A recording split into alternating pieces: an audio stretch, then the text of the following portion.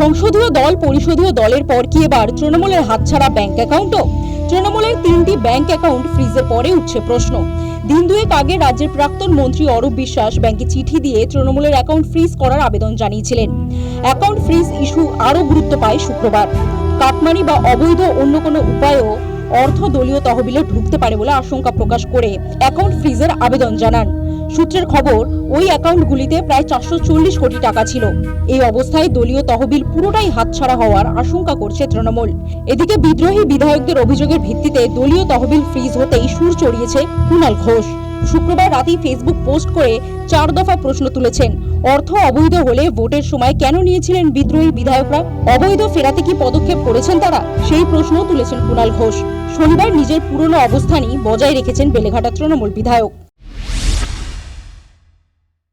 যে বিধায়করা ওই চাটন ঋত এবং যে বিধায়ক এ বিষয়ে প্রশ্ন তুলেছেন, আমি শুধু তাদের বলি, আচ্ছা ঋত আগে স্পষ্টভাবে বলুক, যদি তৃণমূলের অ্যাকাউন্টে যে টাকা আছে সেটা যদি খারাপ টাকা হয়, ঋত এবং তার যারা স্বাক্ষরকারী বা তার যারা সঙ্গী তারা বলুন, নির্বাচনের আগে দলের অ্যাকাউন্ট থেকে আপনার অ্যাকাউন্টে টাকা গেছে কি যায়নি।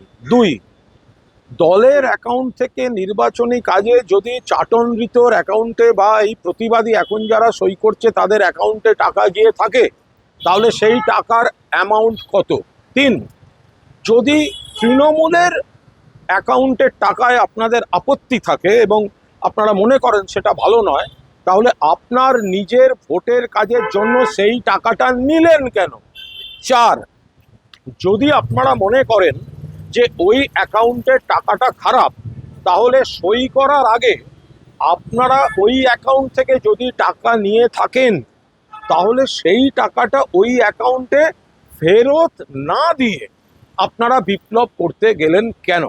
পরিষ্কার কথা, চাটন ঋত তৃণমূলের অ্যাকাউন্ট থেকে ভোটের জন্য ঋতর অ্যাকাউন্টে টাকা গেছে না যায়নি, গেলে কত টাকা গেছে, গেলে সেই টাকাও ফেরত দেয়নি কেন।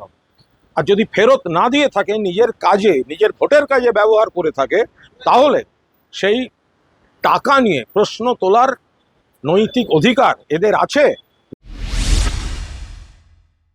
পাল্টা মুখ খুলেছে বিজেপিও।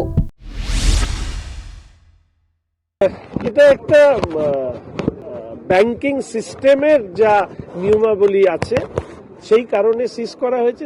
এবং এটা তো আমরা সবাই বুঝতে পারছি যে আনঅ্যাকাউন্টেড মানি, অনৈতিকভাবে সংগৃহীত অর্থ, সেই অর্থ দিয়ে এই দল পরিচালিত হতো।